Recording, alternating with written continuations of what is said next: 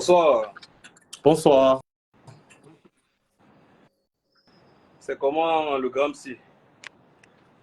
Marcel Ange Banda, toujours là, mon frère. Et toi-même? Ça va bien, ça va bien. Donc, je ne sais pas si tu as vu les anciens mardis médicaux. Donc, le plan, c'est le suivant. Je fais le propos introductif où je vais présenter le thème. Ensuite, je vais te passer Mhm. la parole. Tu vas te présenter et tu vas commencer l'émission. Après donc Ok, ta présentation, je vais essayer de faire une petite synthèse. Ensuite, nous allons passer au jeu de questions-réponses. Est-ce que tu vois un ok, peu comment ça va se dérouler? d'accord. Donc là, tu vas te limiter, je vais faire le propos introductif et on va rapidement commencer. Donc, je me présente. Non, non, tu te Je mutes suis d'abord au niveau Marcel du Ange. micro. Au niveau du Ok, micro, tu te mutes.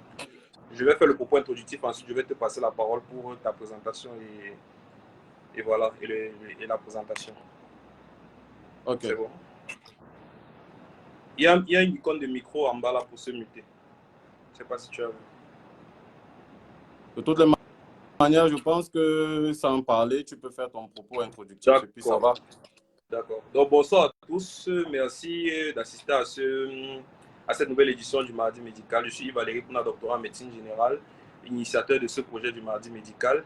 Ceux qui ne sont pas encore abonnés à la page, je vous invite à vous abonner pour déjà nous donner un peu plus de visibilité, c'est-à-dire soutenir le projet, mais également permettre à votre entourage d'en profiter aussi, être averti dès qu'il y aura, au moment où il y aura une autre émission ou alors une autre activité dans le sens du mardi médical, de la sensibilisation médico-sociale et de l'éducation. Donc ce soir, nous allons parler d'un thème qui touche une grande partie de la population, mais qui est jusque-là négligé, notamment en Afrique, où les maladies mentales, entre guillemets, sont considérées comme tabous. On ne prend pas au sérieux les personnes qui se plaignent de troubles mentaux. Et au cas où cela dégénère, généralement, on les envoie vers des pasteurs ou alors des praticiens. Donc, c'est l'occasion pour nous aujourd'hui de soulever ce thème.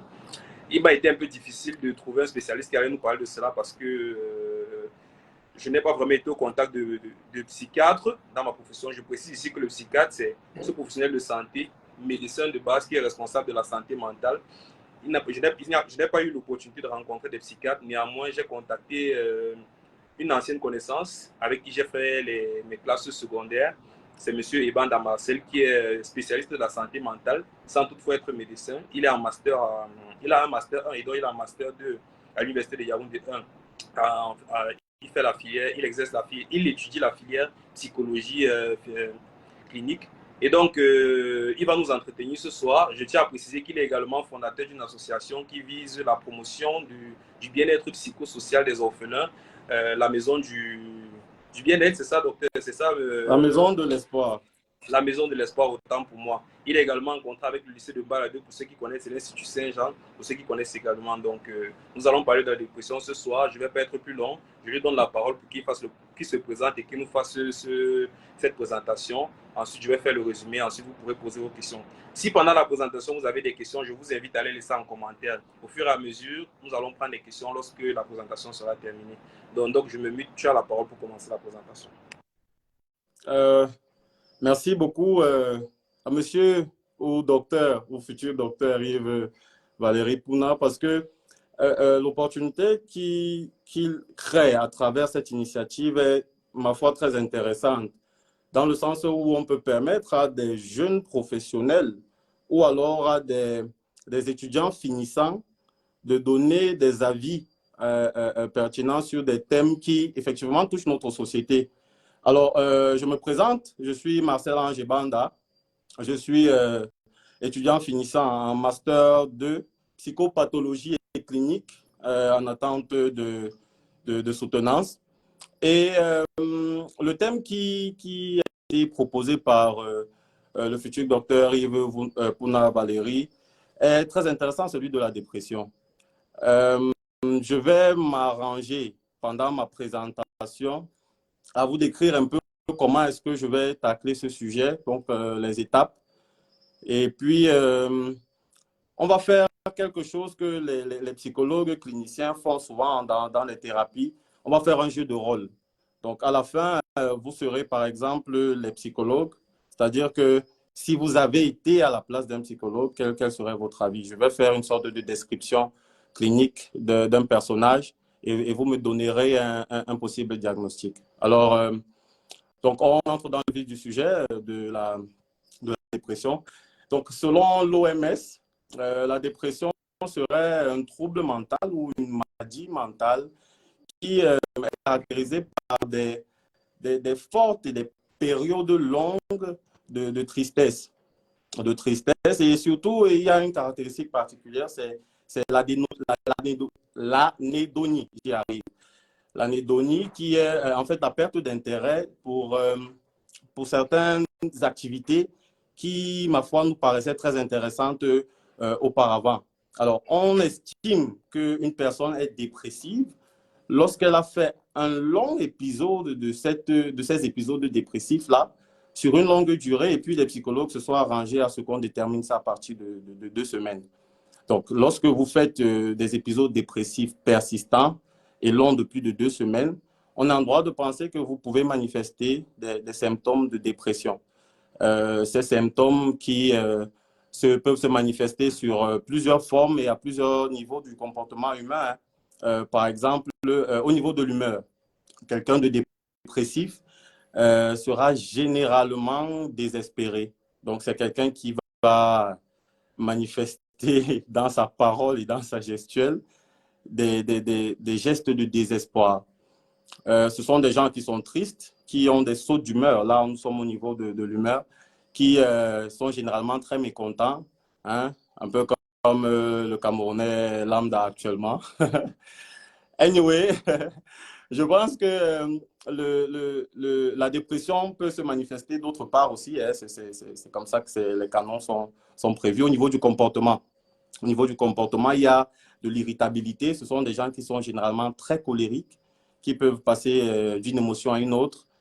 On peut observer sur le plan du comportement de l'isolement, donc des gens qui décident d'être à part, d'être ailleurs. Beaucoup de jeunes Camerounais, croyez-moi, sont entrés dans cet avis d'être ailleurs, de s'isoler, peut-être parce qu'ils sont dépressifs, en tout cas on verra. Mais en plus des comportements, il y a au niveau de la cognition des pensées de suicide, des troubles de la concentration, par exemple. Et au niveau du corps, vous avez des troubles de sommeil ou alors des prises de poids et des pertes de poids. C'est-à-dire que la dépression en fonction des organismes peut entraîner comme symptômes des pertes de poids ou des prises de poids. Voilà, j'y arrive.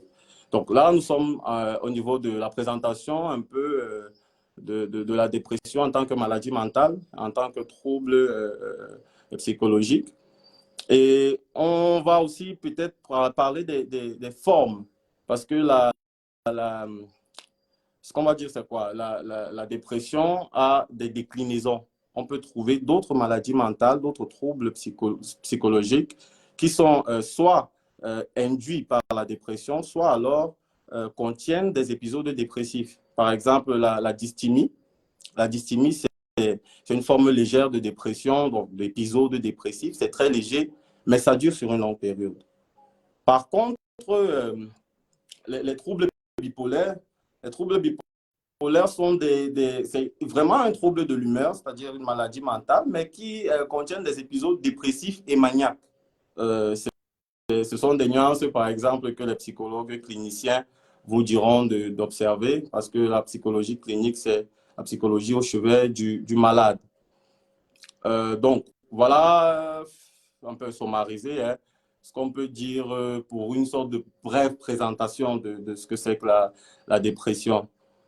Je vous disais qu'en propos introductif, on allait faire ça, cet exercice de présentation, mais surtout, après, on va aller un peu dans le contexte historique et puis quelques statistiques un peu de la dépression dans le monde. Et comme je vous ai dit, nous restons dans un jeu de rôle. Ayez l'impression que vous êtes en train d'avoir, je ne sais pas moi, quelqu'un en face de vous qui vous décrit quelqu'un au fil de ma présentation. Et puis à la fin, vous allez peut-être donner le diagnostic de cette personne. Nous avons dit que l'humeur est dépressive pour la plupart des malades de dépression. Le comportement est colérique, irritable, excessif. La cognition est, on parle de mort, on pense à se suicider notamment, par exemple. Et puis, sur le corps, on est soit très fatigué, soit trop éveillé, donc des troubles de sommeil. Donc, nous parlons des statistiques maintenant. Docteur, ça va? On m'entend bien? Très bien, Doc, très bien. Merci. Non, il ne faut plus dire doc, mes aînés académiques vont me taper la tête. OK. Donc, en mai 2020, donc, selon un article français, en mai 2020, 13,5% des personnes âgées de 15 ans et plus déclarent des symptômes qui peuvent évoquer la dépression. On parle de 13,5% de la population entre 15 et plus. 13,5% déclarent avoir des symptômes de dépression. Ça, c'est en France. Maintenant, il faut qu'on contextualise aussi le sujet, je pense, pour que ce soit plus appréciable par voilà, le Camerounais qui a encore des tabous par rapport à la psychologie. En réalité, si nous calquons un modèle qui n'est pas le nôtre, on commence aussi à télécharger un peu leur maladie. Je fais des allusions comme ça à ce concept de dépression. On a des statistiques qui prouvent que ça grimpe en France, ça grimpe. Et on n'a pas l'impression qu'au Cameroun, Il y a ce sont des sujets... il y a quelques interruptions là, donc je ne sais pas pourquoi, mais ça bug un peu. On t'a pas suivi tes deux dernières phrases. OK, bon, enfin, j'étais en train de parler du fait que on peut faire des corrélations entre des statistiques dépressives en Occident et en Afrique. Des corrélations qui peut-être peuvent se baser simplement sur le fait que la dépression est induite par des facteurs externes, l'environnement, la famille, la société, peut être induite par des facteurs émotionnels. Et donc, comme nous sommes dans un monde extrêmement connecté, des transferts, comme on appelle en psychologie, peuvent se faire. Des transferts parfois de dépression, justement, des transferts tristes, de tristesse. Je prends un exemple simple. On pourrait, par exemple, monsieur docteur Yves Pouna Valérie, on pourrait vous demander j'y arrive, excusez-moi, de fermer les yeux et de penser à l'épisode le plus triste de votre vie, par exemple. D'accord? Et si vous vous prêtez au jeu et que vous fermez vos yeux et que vous y pensez fort, il y aura une manifestation sur votre faciès. Votre façon le visage, en tout cas, va se modifier et on pourra lire des signes de tristesse. Maintenant, cette tristesse est donc généralisée parce qu'aujourd'hui, j'ai envie de dire que les Camerounais sont tristes. Bon, c'était pour parler de la corrélation en termes de statistiques. Je suis désolé de ne pas avoir des chiffres très précis sur l'étendue de la dépression au Cameroun, mais je m'arrête à faire des constats qui sont ceux des étudiants finissant comme moi, qui sont ceux des professionnels aussi, que voilà, on est peut-être entouré de Camerounais dépressifs. En tout cas, je poursuis pour parler des aspects psychosomatiques de la dépression un peu. La dépression, qui est une profonde tristesse, rappelons-le, sur une très grande durée, est un peu en corrélation avec certaines maladies. Ce n'est pas le docteur qui me contredira. Par exemple, les accidents cardiovasculaires peuvent être justement causés par une profonde tristesse, un épisode très long de tristesse qui nous amenuise psychologiquement et qui finalement nous fait clamser. En dehors de ça, de la crise cardiaque, on peut avoir d'autres maladies qui peuvent se développer simplement parce qu'on a un moral à zéro, on est vraiment dans un coin, dans une bulle, parce que ça ne va pas. Parce que ça ne va tout simplement pas. Alors, décrit comme ça, on aurait pu penser qu'on ne pourrait pas guérir de la dépression ou bien des longs épisodes dépressifs. Mais la science a proposé des moyens Entre autres choses, la science psychologique, la psychologie clinique propose des psychothérapies. Psychothérapies qui sont en fait un programme de suivi, d'accompagnement avec diagnostic et autres pour aider la personne à s'en sortir. Donc, il y a la thérapie cognitivo-comportementale qui consiste en réalité, apprendre à désinstaller, c'est comme un programme, désinstaller les modules, on va dire ça comme ça, de tristesse en toi pour installer des modules de joie quelque part. C'est vraiment comme une sorte de reprogrammation du cerveau. Après, il y a des psychothérapies, celles qui sont par exemple basées sur la théorie humaniste de Carl Rogers, celle qui consiste à être comme une sorte de présence réelle affective pour le patient, pour lui permettre d'évoluer dans sa souffrance, de l'accepter d'abord et de bien vivre avec. De nombreuses psychothérapies sont nées aujourd'hui, pour faciliter ce genre enfin, d'exercice, quoi. Donc, je vais finir par parler de l'approche médicale et puis ça tombe bien que le docteur parlait de psychiatre tout à l'heure. Il faut dire que il y a forcément une petite mésentente, j'ai envie de dire, entre la famille des thérapeutes, un peu. On est au courant, il faut bien qu'on le dise. Euh, les moyens de guérir de la, la dépression que proposent les psychiatres, donc les médecins de la santé mentale, ce sont des neuroleptiques, des antidépresseurs, des régulateurs d'humeur, en gros.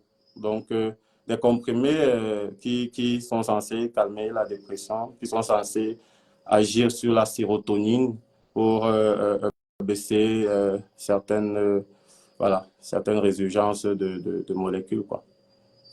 Je vais peut-être finir par, permettez-moi juste de recapter mon fil un peu, finir par vous donner quelques informations utiles par rapport à la dépression. Par exemple, environ 700 à 8000 personnes meurent de suicide en Europe.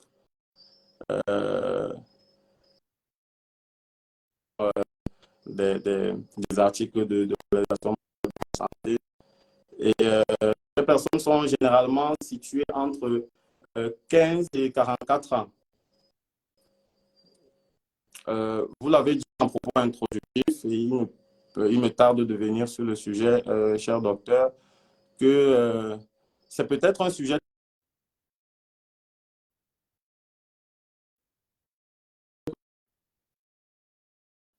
On a des soucis de connexion là, monsieur Ebanda. On a du mal à vous entendre. Je ne sais pas pourquoi ça bug un peu. À quel moment vous êtes arrêté? Il n'y a pas de moment ponctuel. Depuis, ça ne fait que bugger un peu. Donc, je ne sais pas s'il y a un petit réglage que vous pouvez faire ou alors reprendre juste les deux dernières phrases, par exemple. Je pense que mon micro, ça va. Je n'entends pas de friction. Bon, en tout cas, peut-être, la technologie. J'étais en train de parler des statistiques que selon l'article de l'Ouest, on est par exemple en France, dans le monde, je pense que c'est dans le monde, des statistiques mondiales, 700 000 meurent par suicide dans le monde. Et il C'est semble vraiment que... mauvais. La connexion est vraiment mauvaise. La connexion est vraiment, vraiment, mais alors vraiment mauvaise. Je ne sais pas s'il y a eu un souci au niveau de votre téléphone. Non, pas du tout. Par contre, là, ça Je s'améliore. suis très, très bien. Je suis, par exemple, très bien ce que vous dites. Et... D'accord. Poursuivons, c'est bon. Allô? Allô? Allô, monsieur Banda, vous m'entendez? Je vous entends. Allô? Est-ce que vous pourrez juste relancer le live? Comme ça, voilà, s'il y a des problèmes, ça sera... Oui, C'est bon? je vais essayer de t'éjecter et puis te reconnecter. OK.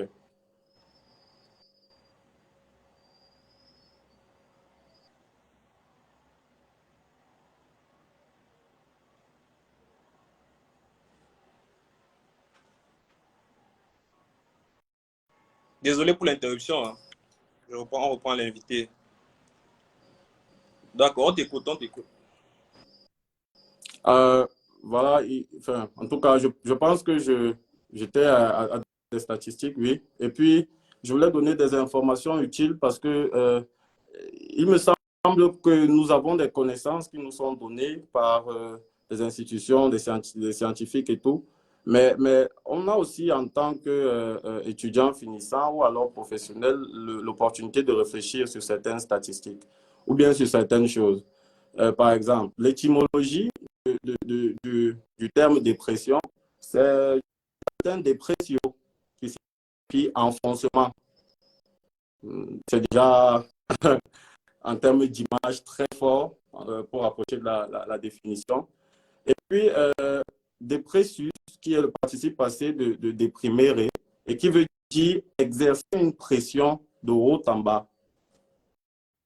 En d'autres termes, quelqu'un qui est dépressif est vraiment comme dans comme on peut dire entre le marteau et l'enclume. C'est-à-dire qu'il a vraiment une sorte de déconnexion.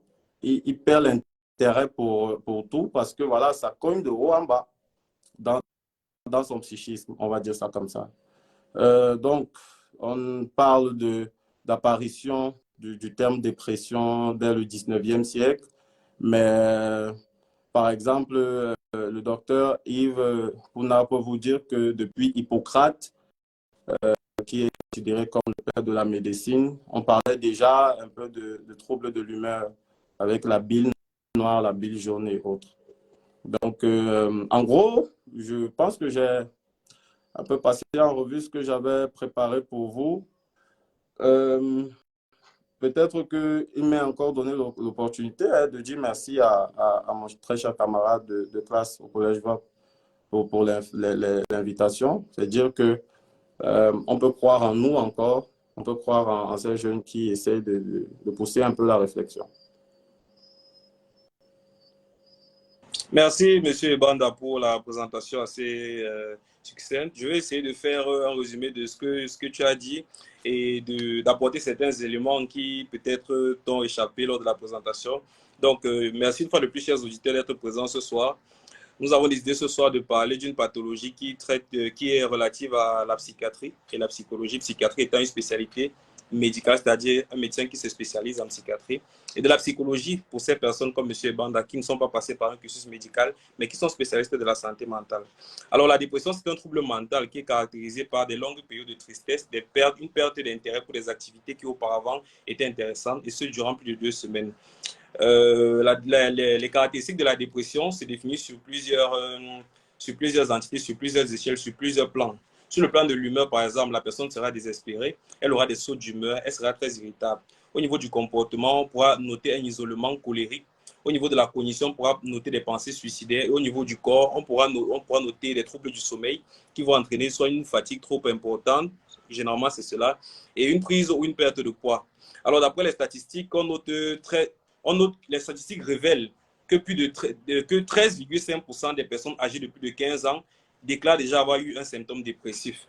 Malgré l'absence de chiffres exacts au Cameroun, beaucoup de cas de dépression sont enregistrés, mais malheureusement, beaucoup ne sont pas déclarés ou alors sont déclarés au niveau des personnes incompétentes, notamment les praticiens, les pasteurs, etc. Donc, par rapport au type à la dépression, il existe 2 types. Il existe des dépressions primitives et des dépressions secondaires. Lorsqu'on parle de dépression secondaire, c'est-à-dire que ça a rapport avec un problème organique. Exemple, vous avez, je ne sais pas, un problème, une tumeur au niveau de votre cerveau ou quelque chose au niveau de votre pied, c'est-à-dire votre corps dans sa chair a un problème et qui déteint sur votre état mental et entraîne une dépression. Généralement, en cas de retrait de ce problème organique, vous guérissez. La dépression peut également être secondaire une substance que vous prenez, une substance généralement toxique et qui vous plonge dans cela. Mais à côté de ça, on a surtout les cas de dépression primitive, c'est-à-dire qui ne sont secondaires à aucun des items qui ont été cités. Alors, quelles sont les caractéristiques de ce qu'on appelle le syndrome dépressif? Je tiens à préciser ici que ce qu'on entend par syndrome dépressif, un instant s'il vous plaît. On entend par syndrome dépressif l'ensemble des signes et symptômes en rapport avec la dépression. Les symptômes, c'est ce que vous dévoilez lorsque vous vous plaignez. Et les signes, c'est ce que nous, les praticiens, nous allons retrouver lorsque nous allons vous examiner. Alors, les éléments du syndrome dépressif, premièrement, c'est une humeur qui est dépressive. L'humeur dépressive est caractérisée par la tristesse intense, l'anédonie, qui est la perte de sensation du plaisir, la boulie, qui est la perte d'initiative, c'est-à-dire une absence d'envie dans quoi que ce soit, l'ennui, vous vous sentez constamment ennuyé, et l'irritabilité, on en a parlé, la labilité émotionnelle, l'hyperthymie. À côté de l'humeur dépressive, on a l'asthénie, c'est-à-dire une sensation de fatigue qui est permanente, qui est persistante, une fatigabilité spontanée. On a également les modifications du contenu des pensées. Vous avez une personne qui auparavant était plutôt joviale, qui voyait le verre à moitié plein, maintenant voit le verre à moitié vide. On a également les idées suicidaires. C'est justement ce qu'on craint le plus parce que les personnes se suicident tous les jours en raison de la dépression. Le désir de mort est assez présent chez les personnes qui souffrent de dépression. On note également un ralentissement psychomoteur, c'est-à-dire avec des problèmes tels que la bradyphénie, qui est une lenteur du discours. Une personne qui parlait rapidement comme moi, par exemple, auparavant, qui est assez lente au discours, lente à l'appréhension, lente dans ses activités en général. On note également des troubles des conduites instinctuelles, c'est-à-dire une perte d'appétit, par exemple, une anorexie. On peut avoir une anorexie, c'est-à-dire une perte d'appétit, une hyperphagie, manger beaucoup plus, mais ça c'est rare. Ça c'est dans 10% des cas. C'est beaucoup plus rencontré dans ce qu'on appelle l'accès maniaque, qui est le contraire de la dépression, cet état d'euphorie persistante. On a également les symptômes anxieux. J'ai vu quelqu'un qui a posé la question de savoir. Il y a des termes permettez-moi, hein, s'il vous plaît, docteur, que vous employez qui me semblent être problématiques. Par exemple, quand vous dites que la manie ou bien les épisodes maniaques sont le contraire des épisodes dépressifs, je ne suis pas très d'accord. Parce que, comme je le disais tout à l'heure, dans certaines déclinaisons de la dépression, comme par exemple les troubles bipolaires, on a des récurrences d'épisodes dépressifs et maniaques. Oui. Ce qui ne veut pas dire que les uns sont ennemis de l'autre ou bien sont contraires aux autres. D'accord, merci pour la correction. Donc, je parlais des symptômes anxieux qu'on retrouve également dans la dépression. Donc, l'anxiété fait partie de la dépression, mais l'anxiété, ce n'est pas la dépression. Il y a beaucoup d'autres éléments qui vont entrer dans ce discours. Donc, là, j'ai un peu fait le tour. Bon, il y a également le délire qu'on peut noter parfois. Là, j'ai essayé de faire le tour. Bon, pour le traitement, c'est vrai, je n'ai pas encore traité un patient pour dépression, mais ce que je sais de mes connaissances littéraires, c'est que le traitement sera en fonction de plusieurs critères. Par exemple, de l'évolution, c'est-à-dire depuis quand est-ce que vous présentez votre dépression. Il y a des personnes qui font un épisode de dépression majeure isolée, par exemple. D'autres personnes qui présentent des dépressions chroniques. Ce sera aussi fonction de l'âge, parce qu'un adolescent qui fait une dépression, les causes qui seront recherchées ne seront pas les mêmes causes qu'un adulte, par exemple. Donc, c'est en fonction de tout ça. Et chez certaines personnes, même, dans le contexte, dans le cadre psychiatrique et non du psychologue, ça va nécessiter parfois une hospitalisation. Donc, il y a certaines personnes qu'il faut qu'on va hospitaliser en fonction de certains critères. Je note ici que chez les femmes, il y a des périodes particulières où elles sont prédisposées à être dépressives. Note par là donc, la dépression périnatale, par exemple. Voilà. Oui, tout à fait. Il y a la grossesse, il y a le postpartum, c'est-à-dire quand vous venez d'accoucher, là, votre corps, vous n'êtes pas d'accord avec les changements physiologiques et tout. Il y a également la période menstruelle. Donc, je pense que les questions sont beaucoup plus grandes que notre présentation. Donc, je pense que c'est mieux de s'appesantir sur les questions. Certains traumatismes même peuvent entraîner des dépressions. Ma présentation voulait justement laisser à la possibilité à tout un chacun de voir, parce qu'il y a des articles qui parlent de dépression à peu près partout. Maintenant, il y a des gens qui voient des patients dépressifs ou des personnes dépressives, et il y a d'autres qui lisent ce qu'on dit sur la dépression. Donc, je pense qu'à ce niveau-là, par exemple, on peut, parce que le docteur revenait beaucoup sur la distinction entre la psychiatrie, qui est la médecine, et après spécialisation en santé mentale, et la psychologie, ou alors la psychopathologie clinique, qui est, ma foi, reconnue comme étant scientifique. Alors, je voudrais dire que les approches sont tout simplement différentes et vraiment toutes simples. Donc, d'un côté, il y a des gens qui consultent, qui prescrivent des médicaments. On parlait de neuroleptiques tout à l'heure ou d'antidépresseurs lorsqu'ils diagnostiquent une dépression. Et il y a d'autres qui proposent des psychothérapies qui sont un accompagnement de personnes. C'est-à-dire qu'au point où on en est, on se dit que l'être humain est capable de soigner l'autre être humain et que des médicaments peuvent simplement atténuer l'effet. Alors, je voudrais préciser que selon, pas seulement ce que j'ai lu, mais les formations en stage et les expériences que j'accumule au fil du temps, même dans ma formation, je peux vous dire que les dépressions sont souvent liées à des choses émotionnelles. Par exemple, vous avez parlé des adolescents tout à l'heure. On sait que la période d'adolescence, il y a un désordre hormonal terrible. On sait aussi que c'est pendant cette période-là qu'on a des émotions très fortes, on ressent l'amour. Mais il y a des gens, des jeunes, qui vivent des dépressions après une rupture amoureuse, par exemple. Ça, c'est réel. Il y a des gens dont on peut vérifier les symptômes. Vous avez cité tout à l'heure les symptômes que j'ai cités auparavant, au niveau de l'humeur, au niveau du comportement, au niveau de la cognition. Mais on peut les classer et voir qu'ils font des épisodes dépressifs, ces gens-là. Je vous ai dit que ce qui induit une dépression, en termes de facteurs, il y a des facteurs biologiques. Vous avez mentionné ça tout à l'heure, c'est-à-dire une maladie, une pathologie sur le corps et tout, un cancer même. Il y a des facteurs environnementaux. Et dans environnementaux, prenez social, prenez familial, prenez relationnel. La psychologie sociale, c'est la branche de la psychologie qui veut soigner le comportement d'une société. Et je veux dire que notre société est malade. Il ne faut pas être psychologue ou médecin pour s'en rendre compte. D'accord, merci. On va passer là à la phase de questions-réponses. Donc, je vais lire les questions qui ont été posées au fur et à mesure. Et autant que faire ce que tu vas, s'il te plaît, essayer d'apporter les éléments de réponse. Pour ceux qui ont déjà posé des questions, nous y apporterons des réponses. Et pour ceux qui n'ont pas encore posé des questions, veuillez les mentionner en commentaire et je vais essayer de les lire. Donc, la première question nous vient de Dr Nga Malaika. Je cite, bonsoir. Concernant le traitement de la dépression, quel rôle peut jouer l'entourage pour aider une personne dépressive? Alors, dans les approches thérapeutiques qu'on appelle systémiques, il y a ce qu'on appelle des psychothérapies de groupe, de famille. Et dans cette psychothérapie-là, il y a un modérateur qui est le psychologue qui permet à ce que la personne en face qui probablement souffre de dépression et qui est peut-être incomprise puisse exprimer et puisse sentir l'amour de ses proches.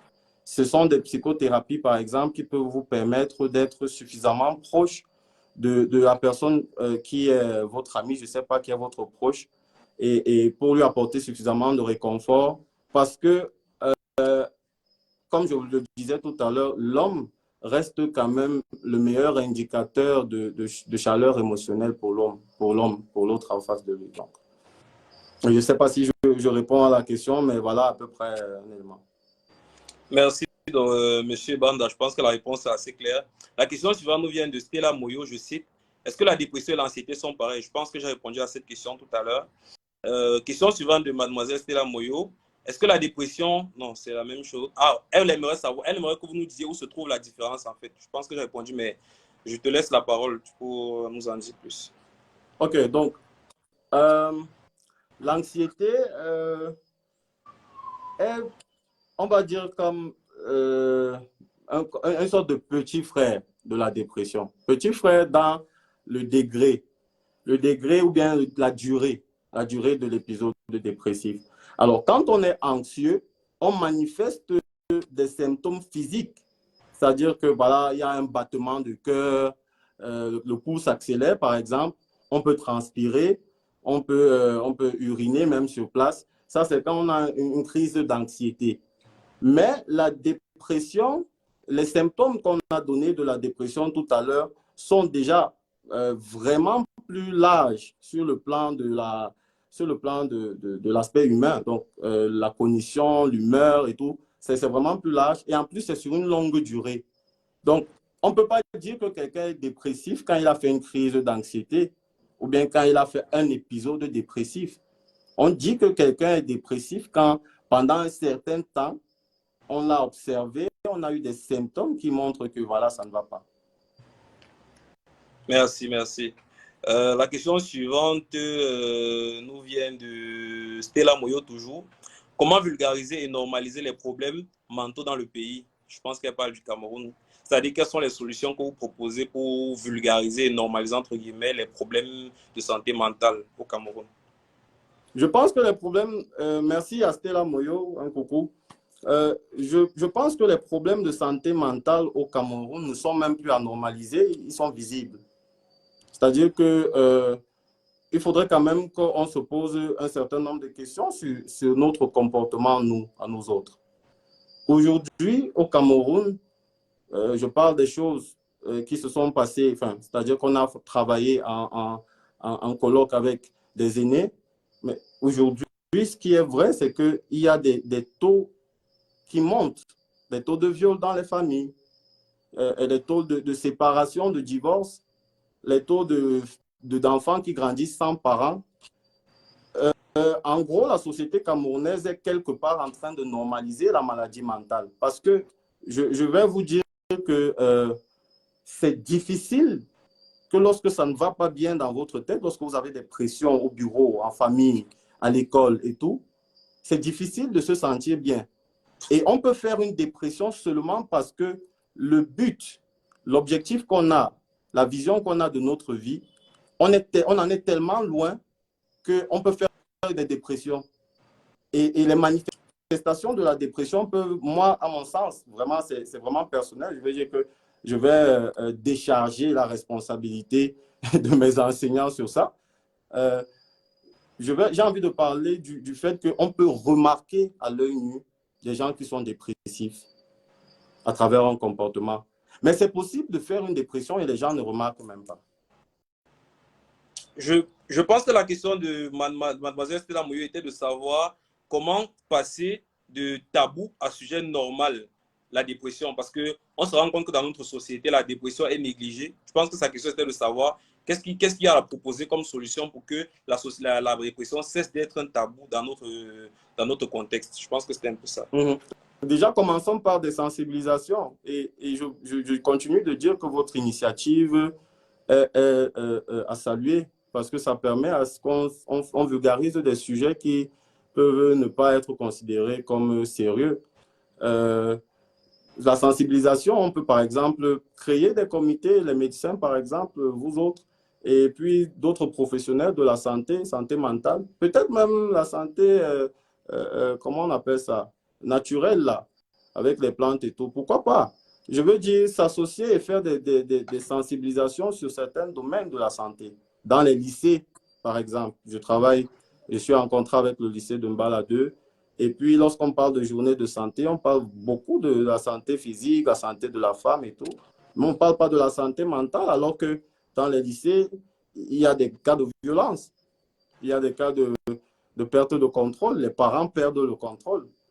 Donc, déjà sensibiliser. Et puis après, vraiment, j'ai l'impression qu'il faudrait qu'on se dise aussi la vérité. Allez voir des spécialistes. Ça existe.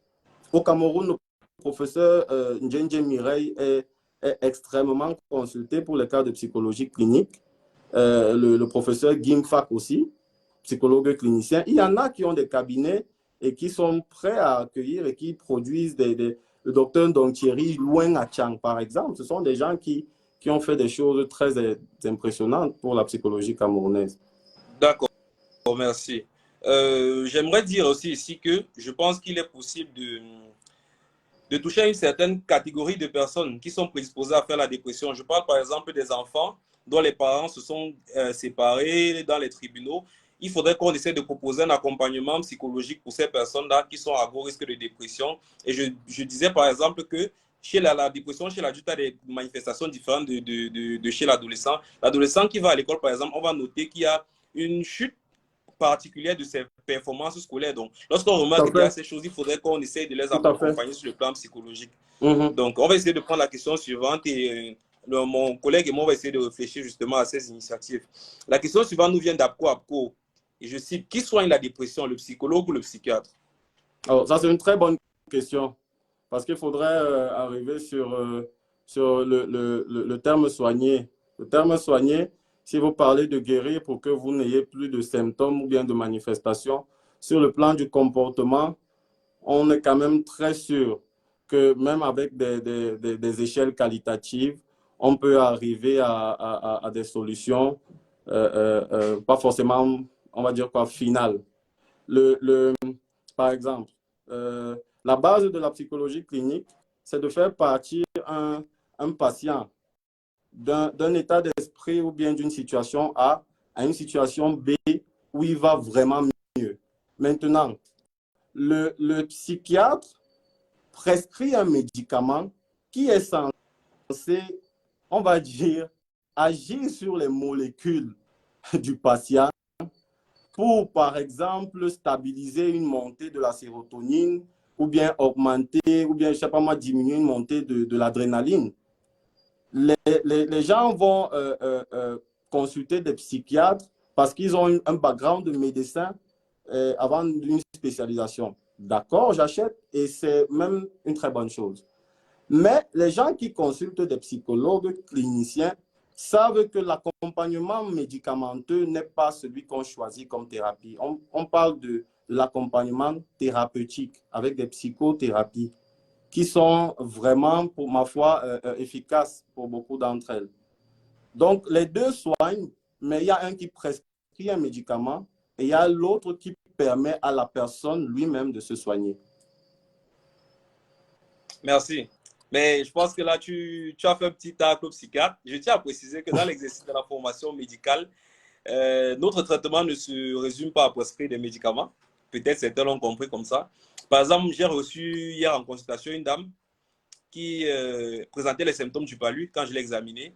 Et généralement, quand j'ai les symptômes du palu, avant même les bilans, j'ai déjà pensé à initier un traitement antipaludique. J'ai pris sa tension artérielle, elle avait une hypertension artérielle et elle me semblait particulièrement stressée. Lorsque j'ai essayé de fouiller un peu, elle m'a fait comprendre qu'elle a beaucoup de problèmes avec son mari. Bref, il y a des situations familiales sur lesquelles ils ne s'entendent pas. Les résultats comment ça s'appelle, du paludisme sont revenus négatifs. Donc, elle présentait les symptômes du paludisme, mais en fait, il n'en était rien. Donc, ce que j'ai essayé de faire, c'est de parler avec elle, de favoriser plutôt cet échange. Et j'ai fait venir son mari, j'ai essayé de parler avec lui, je lui ai donné des conseils en ce sens, bien que n'ayant pas beaucoup plus d'expérience que lui dans le mariage. Donc, le médecin également va aussi dans le, comment dire, chez nous on appelle ça le counseling, c'est-à-dire donner des conseils et laisser parler la personne et tout. Mais c'est vrai que le psychologue, il est beaucoup plus axé dessus, donc forcément, il va prendre un peu plus de temps. Alors, on va prendre la question suivante qui nous vient d'Ahmed Jiffendu, je cite, n'y a-t-il pas de dépression qui n'ont pas de symptômes manifestes? Est-ce qu'il y a des dépressions silencieuses? Je pense que c'est ça la question.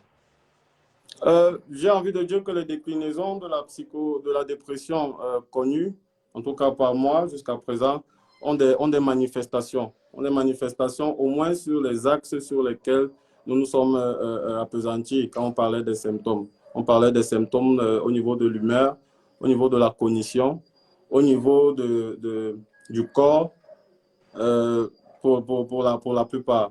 Maintenant, quand on parle de cognition, par exemple, c'est la manière dont quelqu'un réfléchit. On va dire quoi, son appareil psychique, en fait. Et donc, il y a des manifestations comportementales qui peuvent être vraiment propres à des individus, étant donné qu'ils ont une manière d'être, peut-être une manière particulière d'être dans leur psychisme. Et c'est encore ça qui rend la consultation psychopathologique intéressante parce que on peut effectivement présenter des symptômes d'un trouble mental et en avoir un autre. Ou alors, on peut ne présenter aucun trouble mental ou bien aucun trouble comportemental, en tout cas visible, mais avoir des problèmes psychologiques et peut-être même faire une dépression. Merci, monsieur Ebanda. La question suivante nous vient de Manu Onana. Je cite, le sport peut-il être un antidépresseur? Est-ce que le sport peut être un antidépresseur? J'ai envie de dire que tout dépend je pense, hein, de comment vous trouvez le sport, de comment vous prenez le sport, mais déjà dans ce qu'il apporte au niveau du physique, donc les poumons qui, voilà, se chargent, le cœur et tout, au niveau de ce qu'il apporte comme libération de libido et d'énergie, oui, le sport peut être un antidépresseur. Parce que, voilà, comme on parlait de facteurs biologiques, on parlait de facteurs environnementaux, il y a plusieurs personnes qui peuvent évacuer le stress d'une certaine manière. Bon, le stress, quelque part, c'est comme une sorte de porte d'entrée vers la dépression. D'accord. Donc, j'aimerais dire ici à Madame Manou que les personnes qui font souvent de la dépression sont parfois des personnes isolées qui, par exemple, font un travail qu'elles n'aiment pas et le font H24. Ça peut être une cause. Donc, Tout à fait. si vous trouvez des activités, je fais un clin d'œil par là aux Africains en général qui vont, par exemple, en Occident. On sait qu'en Occident, le climat social est un peu hostile. Il faudrait que vous Tout trouviez à des fait. activités auxquelles vous allez vous donner et qui vont vous épanouir, entre guillemets. Moi, Mhm. par exemple, je suis un amoureux du football. Je peux faire du ski, ça ne m'épanouit pas. Alors que si je trouve un club de foot où je joue, je parle avec des gens tout le temps, ça va être un antidépresseur pour moi. Donc, ça dépend vraiment de chacun et de l'origine de sa dépression. On a parlé des dépressions organiques. Le sport ne va pas forcément. Bon, c'est vrai que le sport a une composante organique, mais je veux dire, si vous entourez juste de personnes bien qui sont un antidépresseur, entre guillemets, pour vous, mais vous avez un problème organique, la dépression va demeurer. Donc, c'est vraiment cas par cas. Intérêt de consulter un professionnel de la santé pour qu'il identifie le problème et vous donne une solution appropriée. La question suivante nous vient de mademoiselle Edel Ngale, je cite, à quel moment sait-on qu'on consulte un psychologue ou un psychiatre? À quel moment on sait qu'on consulte un psychologue ou un psychiatre? OK. Une autre question pertinente. Les psychologues ont des cabinets lorsqu'ils n'exercent pas dans des hôpitaux. Particulièrement au Cameroun, c'est vraiment au Cameroun qu'il y a encore, j'ai envie de dire quoi, des règles qui ne permettent pas forcément à ce qu'on rencontre un psychologue aux quatre coins des rues, on en aurait besoin.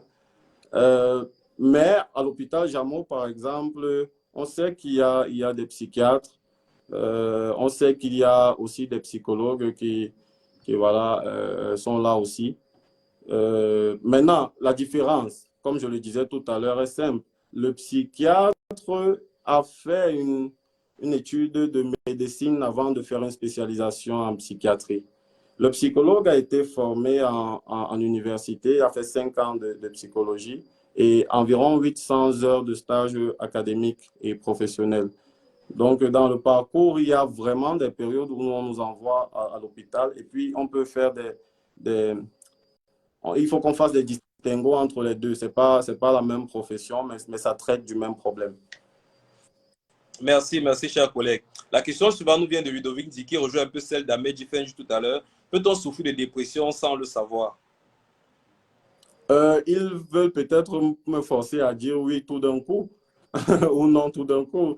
Je disais tout à l'heure que je suis désolé, mais les manifestations d'une maladie mentale restent, on va dire quoi, sont encadrées par des normes.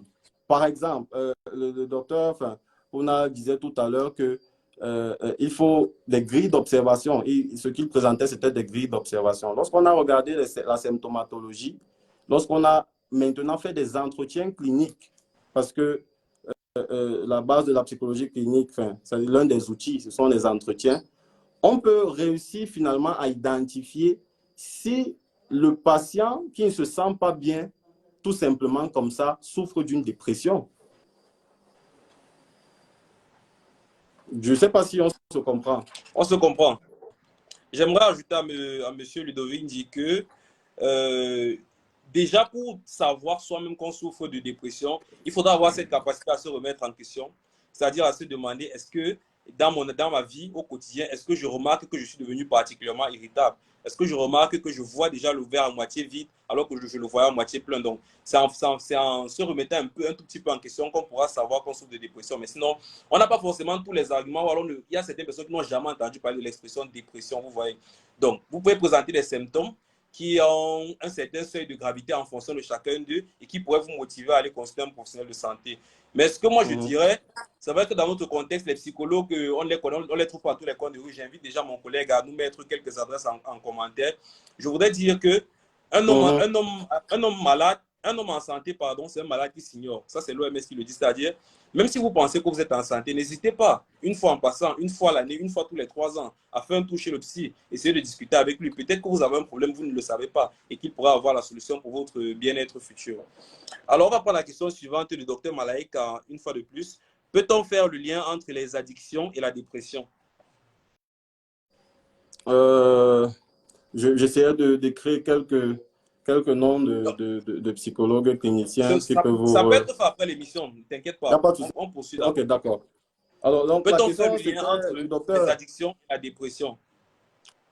Alors, naturellement, enfin, en tout cas, il y a des travaux qui le prouvent et peut-être même avec une observation, on va dire, toute simple hein, du commun des mortels, on peut se rendre compte que quand on fait un épisode dépressif très long, donc quand on est diagnostiqué malade de dépression, un malade dépressif peut effectivement chercher une solution dans les produits, on va dire quoi, toxiques. Il parlait de ça tout à l'heure, le docteur Pouna tout à l'heure.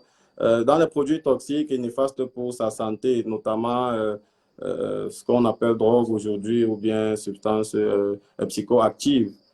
Maintenant, oui, parce que c'est vrai, il y a vraiment une sorte de connexion. Quand on ne se sent pas bien, on cherche des solutions. Et parfois, les solutions qui nous sont proposées sont des solutions juste, on va dire quoi, temporaires, qui en fait n'en sont pas vraiment. Donc, comme les drogues ou bien les substances psychoactives. D'accord, merci. J'aimerais préciser au docteur Malaika qu'il y a des personnes qui, dans le traitement de leur dépression, développent des addictions. Je prends l'exemple d'un patient qui est mis sous, je sais pas, anxiolytique et tout, qui développe une addiction ces médicaments anxiolytiques-là. Donc, ça Tout existe à fait. également. Ou alors, une personne qui a une activité, qui l'a sortie de la dépression et développe une addiction pour cette activité-là. Donc, ça existe aussi dans ce sens-là. On va prendre la Tout à question fait. suivante qui nous vient de Bini Gracia. Je cite, bonsoir à vous. Merci à l'invité pour la présentation. Concernant la définition de la dépression, si tous les symptômes n'évoluent pas jusqu'à 2 semaines, est-ce qu'on n'est pas en droit de parler de dépression? Alors, on estime qu'il y a un pourcentage de symptômes quand même parmi tous ceux qui ont été énumérés. C'est-à-dire que dans la grille, il y a au moins un pourcentage qui peut être appelé seuil critique.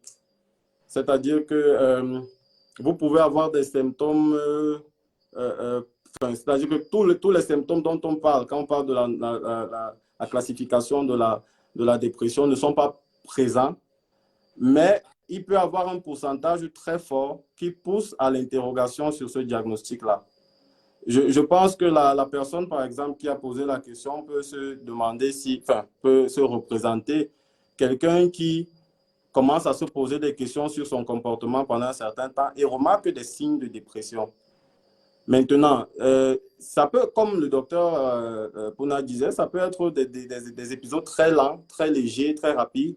Mais lorsque vous observez déjà une certaine durée, vous êtes en droit de commencer à vous poser des questions et de peut-être à ce niveau-là déjà aller voir un spécialiste qui pourra voir avec vous si vous n'avez pas manifesté des symptômes qui vous ont peut-être à vous-même échappé. Merci.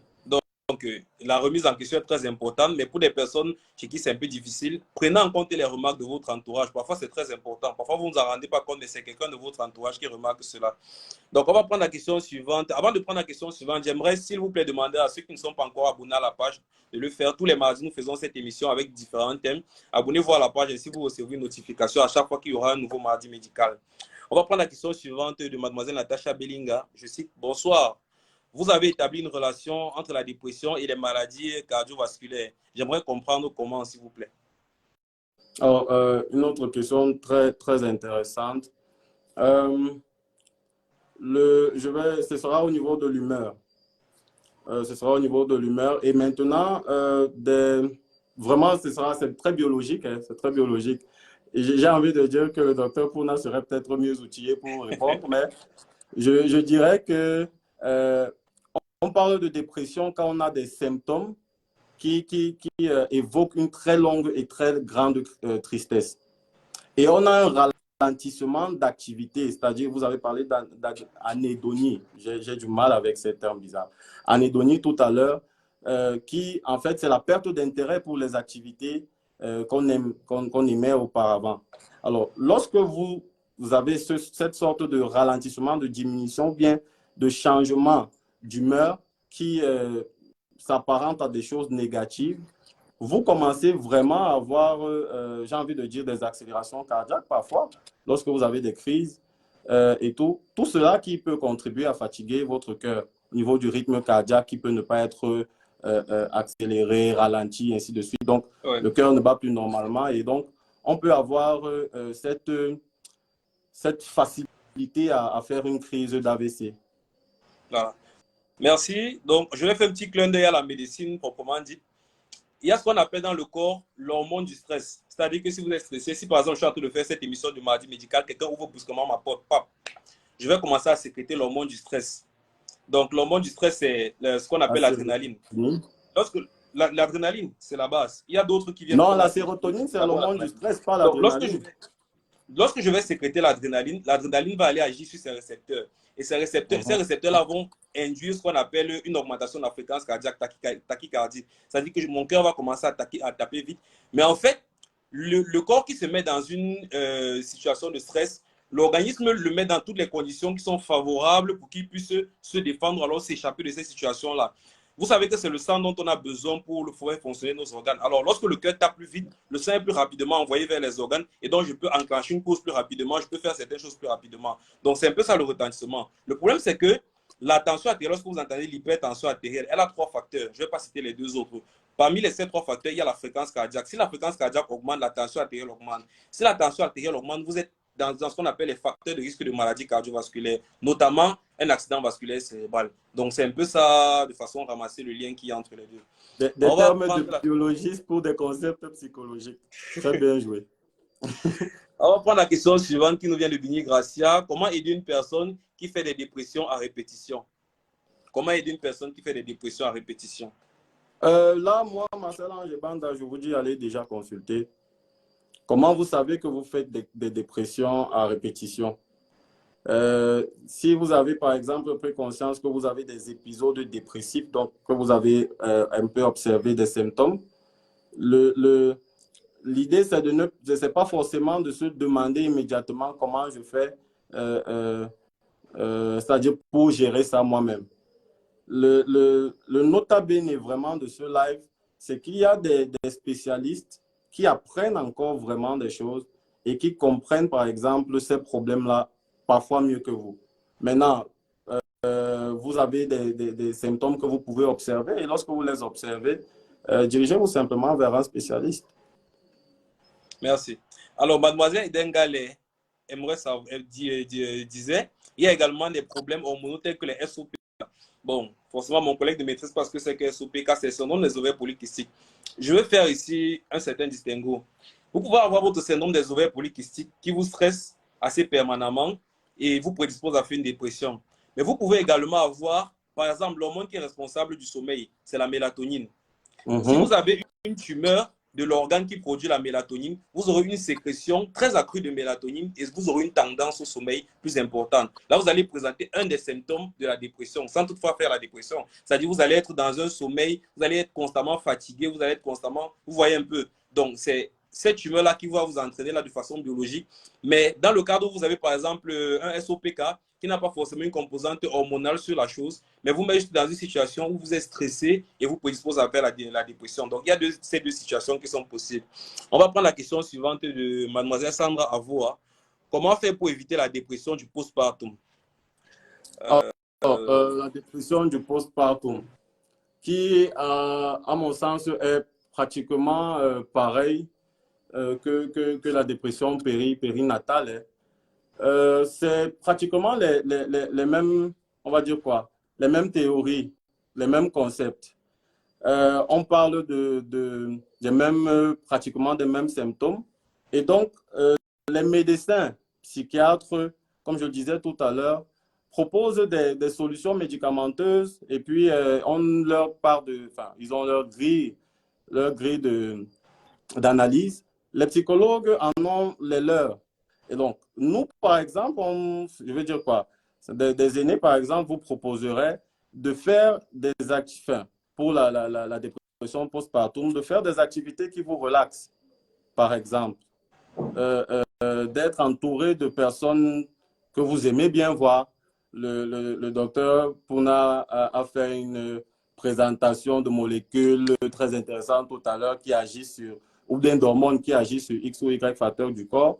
Là, on parle des émotions qui sont tout à fait corrélées avec ces molécules-là. Vous l'aurez constaté tout à l'heure après sa présentation. Donc, les émotions favorables, les émotions positives peuvent vous permettre de ne pas entrer en dépression après, entrer en dépression postpartum. D'accord, merci. Donc, il y a une question suivante qui nous vient d'Elisabeth Mountaï. Je lui dis bonsoir par la même occasion. Elle aimerait savoir si la dépression peut mener à la folie. Je pense que moi, je n'ai pas vraiment d'expérience dans le traitement de la dépression, donc je vais laisser mon collègue répondre à cette question. J'aime beaucoup le petit jeu de tacle que mon hôte nous permet d'avoir un échange enrichissant. Alors, la question, c'était de savoir quoi exactement que je me retrouve. La connexion bug un peu, mais j'ai la mauvaise impression que lorsque tu te meus, que ça fait bugger la connexion. Essaie d'être Non, statique. non, le téléphone a une très bonne distance. Moi, je suis en train d'essayer d'actualiser parce que la question vient et puis je réfléchis. Donc, j'étais en train de vouloir savoir, c'est quoi qu'elle a posé comme question? La question Est-ce que la nous vient dépression d'Elisabeth peut Mountaï. entraîner la folie? Est-ce que la dépression peut mener à la folie? Ok. Donc, est-ce que la dépression peut mener à la folie? Schizophrénie, qui est un autre grand sujet de la psychologie clinique et de la médecine. Certains travaux diront que oui, certaines observations aussi, et surtout certains traitements. Parce que vous savez, lorsque des psychologues ou bien des docteurs font des doctorats en psychopathologie, ils font des expositions des cas qu'ils ont traités. Et ce serait très intéressant pour nos je sais pas moi, auditeurs ou machin, followers, je sais pas, de se renseigner un peu sur les cas de dépression soignée au Cameroun. Vous serez surpris de vous rendre compte que il y a vraiment des entretiens cliniques qui permettent de recenser ces cas-là. Et pour la plupart d'entre eux, ils pensent que la dépression peut entraîner la folie, dans le sens où il y a une perte de la réalité.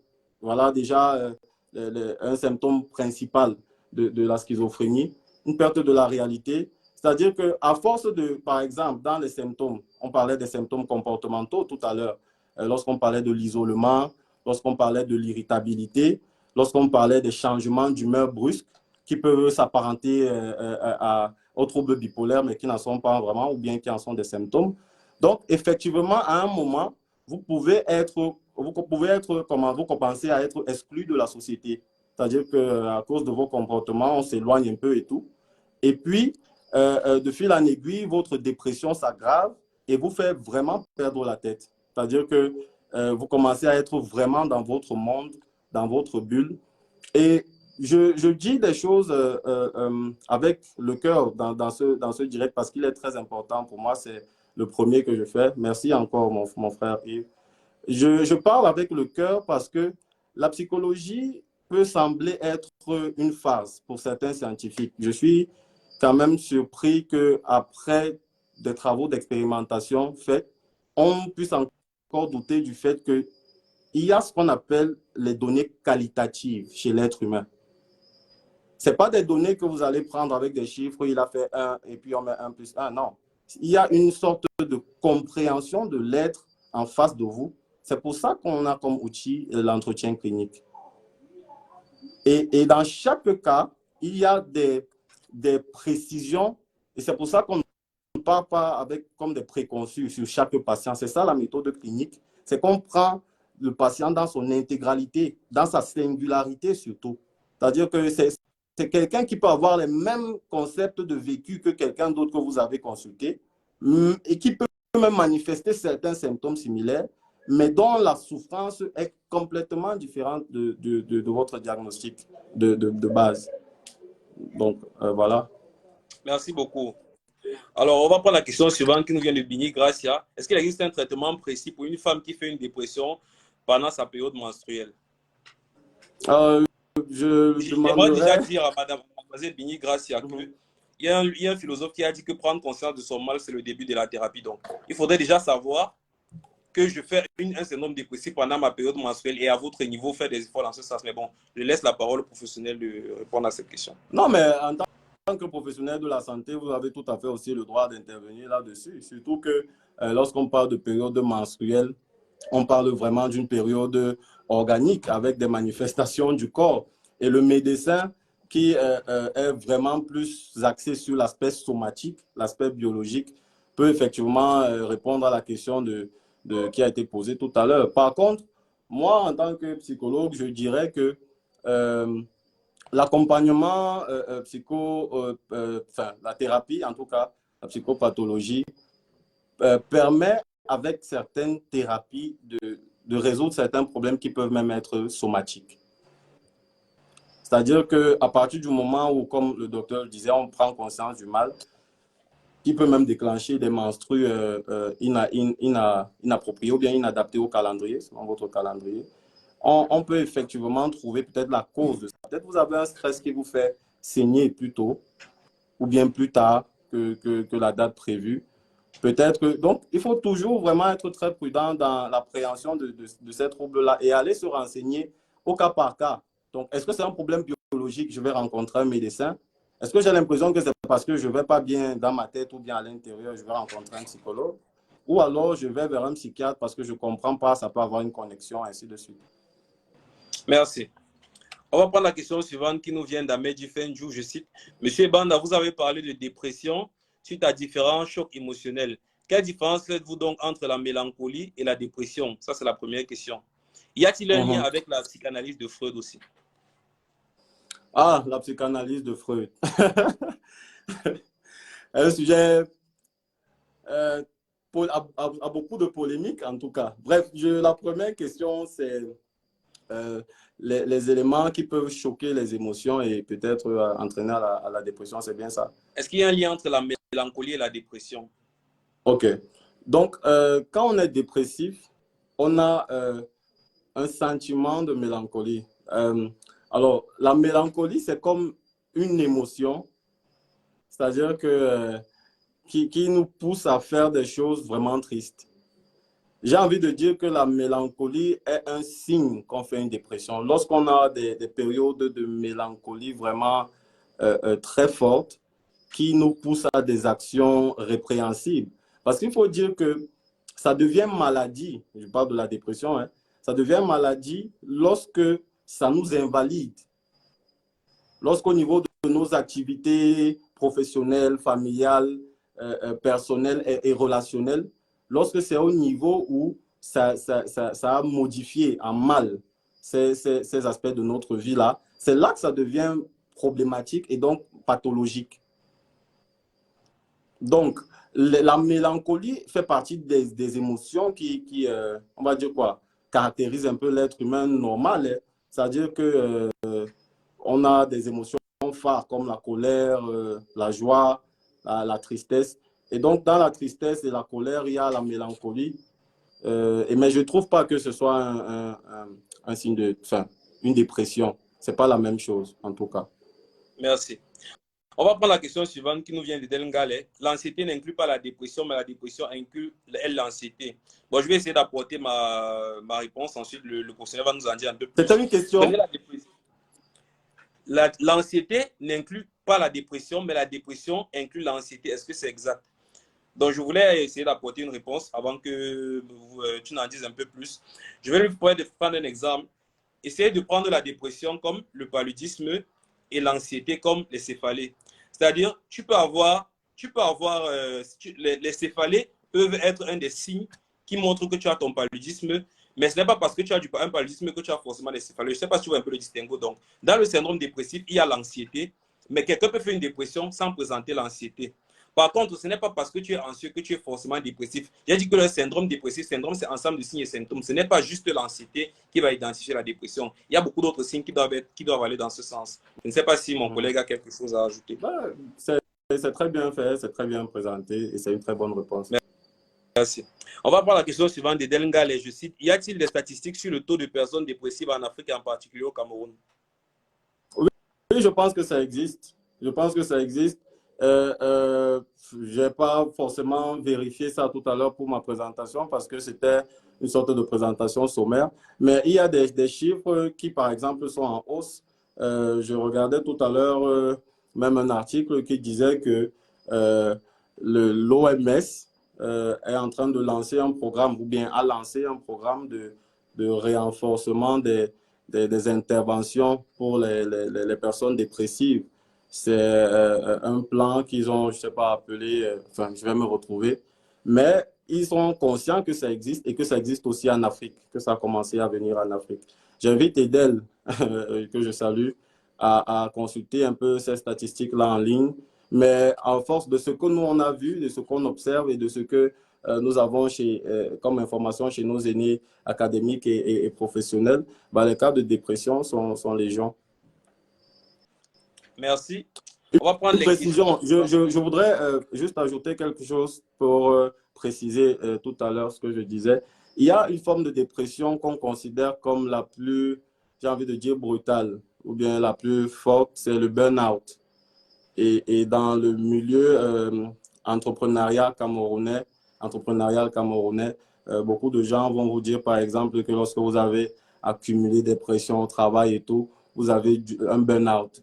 Un burn-out qui, en fait, signifie tout simplement que c'est une forme de dépression, une déclinaison de la dépression tout aussi dangereuse. Spécialement dans les lieux de service où il y a l'obligation de résultats. C'est très fréquent dans ces endroits-là. Donc, on va prendre les questions suivantes qui nous viennent de M. Anissé Ekani. La première, c'est de savoir quelle est la définition concrète de la dépression parce qu'il n'a pas assisté au début du live. J'aimerais dire à M. Anissé Ekani et à tous ceux qui suivent le mardi médical que les vidéos des lives qui sont passées sont laissées sur le profil. Vous pouvez les consulter et même laisser vos questions 2 semaines après, 1 mois après. On va essayer d'apporter des réponses. Donc, je vais peut-être laisser mon collègue répondre. Donc, mon collègue peut répondre, mais sinon, toute la présentation est là. Donc, il aimerait savoir quelle est la définition de la dépression. On disait que l'OMS définit la dépression comme un ensemble d'épisodes dépressifs persistants et qui est caractérisé, en tout cas, c'est un trouble mental, une maladie mentale qui est caractérisée par des épisodes dépressifs persistants et longs d'une certaine durée et qui est caractérisé aussi, entre autres, par une perte d'intérêt grave pour des activités qui étaient auparavant plébiscitées par nous-mêmes. Voilà, par exemple, sommarisé ce qu'on peut dire par rapport à cette définition. Merci. La deuxième question de M. Ekani Junior est de savoir, est-ce que vivre en mode survie ou état de stress permanent en anticipant sur les pires scénarios possibles basés sur les expériences passées conduit inéluctablement à un état dépressif? Il a fait beaucoup de littérature pour poser une question.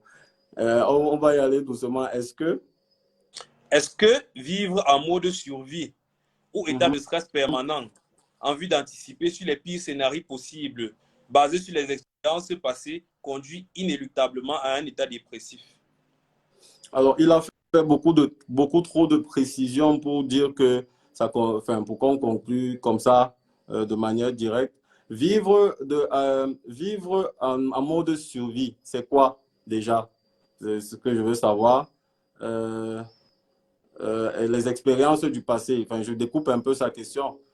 Je pense qu'on peut, avec les événements du passé, développer des troubles, développer des symptômes qui peuvent amener à dire que nous sommes dépressifs, c'est-à-dire des souvenirs de choses que l'on regrette, par exemple, et ça peut vraiment nous amener à... Maintenant, le mode survie, c'est vraiment ce que je n'ai pas compris du sens de sa question. Malheureusement. Mais j'aimerais dire à M. Ekani qu'en sciences, notamment dans les sciences humaines, rien n'est absolu. Lorsque vous dites ça conduit inéluctablement à un état de dépression, j'aimerais dire non. Je peux dire que c'est plutôt un facteur de risque. Oui, c'est possible. Mais dire que ça conduit inéluctablement, c'est... Non, c'est pas possible. C'est pas scientifique. La troisième question. des exemples et comportements à adopter pour une réaction réfractaire au traumatisme. Il aimerait savoir est-ce qu'il y a des exemples ou des comportements à adopter pour une réaction réfractaire au traumatisme. Je ne sais pas si je lis bien. Ok, donc, comportement à adopter pour une réaction réfractaire d'un traumatisme. En d'autres termes, votre organisme a une réaction réfractaire à un traumatisme.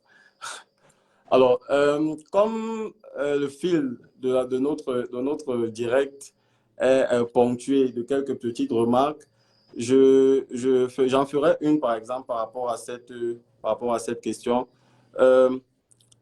Le patient qui a une raison de se poser une question par rapport à, par exemple, le concept de traumatisme qui n'est pas forcément, c'est-à-dire que maîtrisé par tout le monde, ou alors le concept de réaction réfractaire.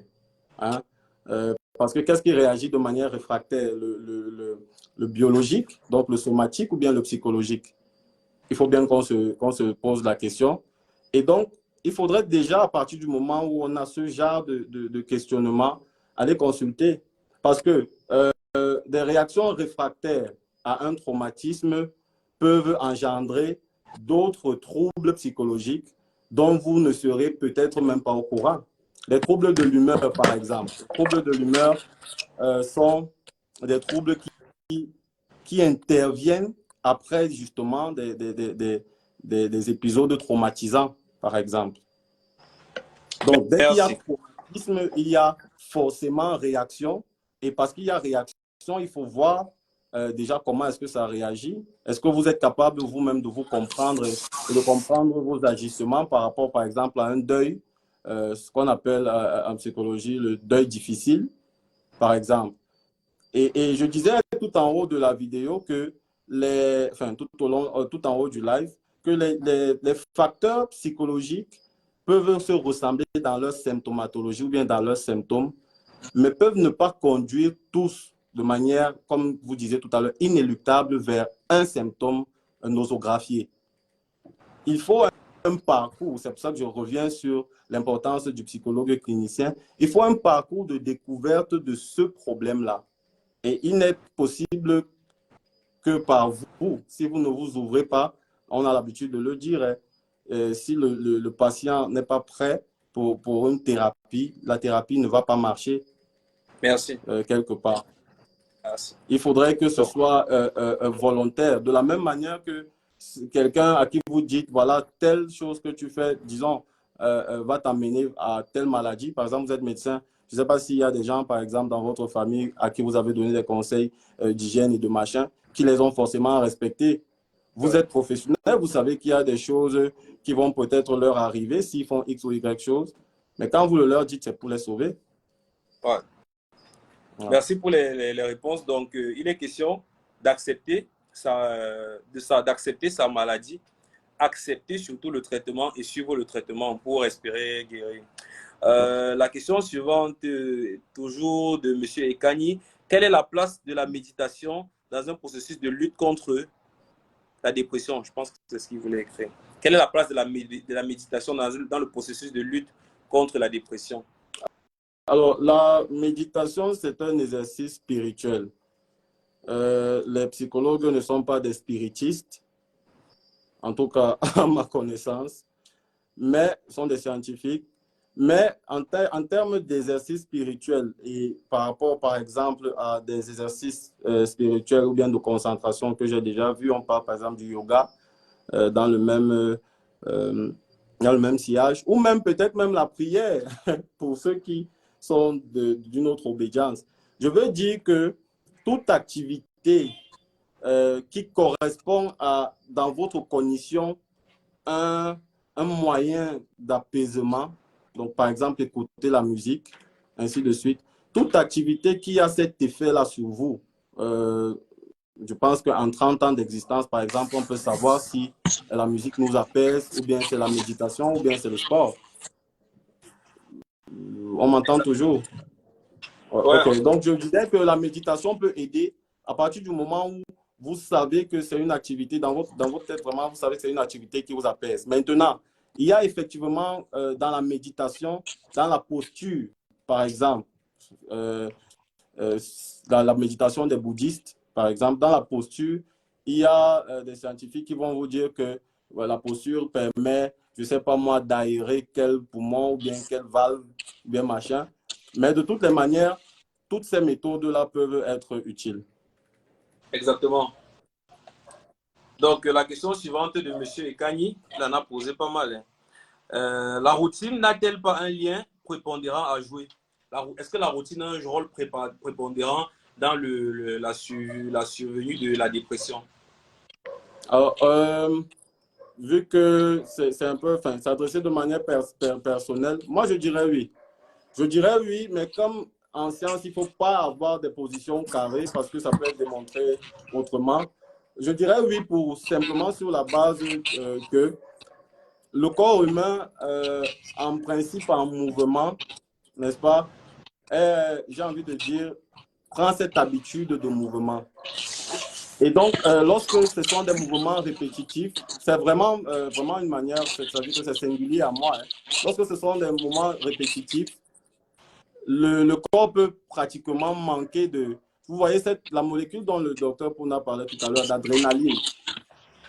Donc, de peps, si vous voulez, de joie, de bonheur. Et dans le cerveau, la partie du cerveau qui régule les émotions, c'est le système limbique. Donc, effectivement, à partir du moment où ce système-là est un peu touché, vous pouvez manifester un syndrome ou bien des symptômes de dépression. D'accord. La question suivante nous vient de toujours M. Ekani. Qu'en est-il des hormones de stress? Est-ce que cela puisse s'expliquer de façon génétique? Bon, là, je pense que la question, elle est un peu mienne. On a parlé de l'adrénaline tout à l'heure, par exemple, qui est déclenchée lors des crises d'anxiété. Mais il y a certaines maladies, telles que, je vais donner un nom scientifique qui va un peu vous effrayer, le phéochromocytome. C'est une tumeur qui sécrète justement des catécholamines, qui sécrète l'adrénaline et qui vous met dans une situation où tout le temps vous produisez l'adrénaline. Vous aurez un peu certains symptômes de l'anxiété. Est-ce que le phéochromocytome a des composantes génétiques? Honnêtement, je ne maîtrise pas, donc ça peut aller dans ce sens.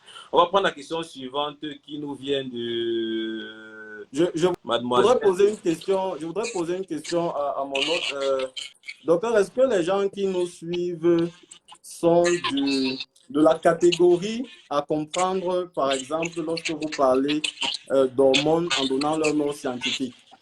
Est-ce que, par exemple, quand vous donnez un nom scientifique, les catécholamines et autres, vous pouvez, pour ceux qui nous suivent, s'ils ne sont pas tous des médecins ou des professionnels de la santé, définir un peu c'est quoi? Parce que lorsque vous faites cette intervention-là, je me dis qu'il y a des gens qui peuvent ne pas comprendre.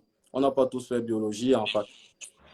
Merci. En fait, j'essaie de faire du mieux que je peux pour définir les gros termes entre guillemets chaque fois que je les prononce. Malheureusement, je ne l'ai pas fait avec les catécholamines. En fait, les catécholamines, c'est cette famille de substances à laquelle appartient l'adrénaline. Donc, c'est juste ça. Les catécholamines contiennent l'adrénaline, la noradrénaline, d'autres substances de ce genre. Mais retenez juste que ce n'est pas important même de retenir le terme catécholamine. L'adrénaline, c'est l'hormone du stress. Et elle fait partie de la substance de la famille des catécholamines. Rien de bien plus compliqué. La question suivante nous vient de Delga, on est un peu pris par les temps. En gros, un dépressif reste dépressif, mais il ressent moins, c'est ça? Je ne comprends pas trop. En gros, un dépressif reste dépressif, mais il le ressent moins, c'est ça? Je vous donne la parole, je te donne la parole. Je ne sais pas si tu comprends la question. Et oui, elle, en fait, elle fait une sorte de plainte, comme une sorte de plainte sur le fait qu'on n'a pas forcément donné de solution claire à la dépression. Alors, moi, je parlerai déjà sur le plan scientifique, on préconise, même l'OMS préconise un suivi médical, c'est-à-dire parallèle, c'est-à-dire de suivre un psychologue clinicien qui va travailler vraiment au niveau de vos émotions, de vos associations libres d'idées, bref, de votre personnalité, et de suivre un psychiatre qui pourra, pendant que vous faites des épisodes dépressifs, vous prescrire quelque chose qui pourra calmer la violence de cet épisode-là.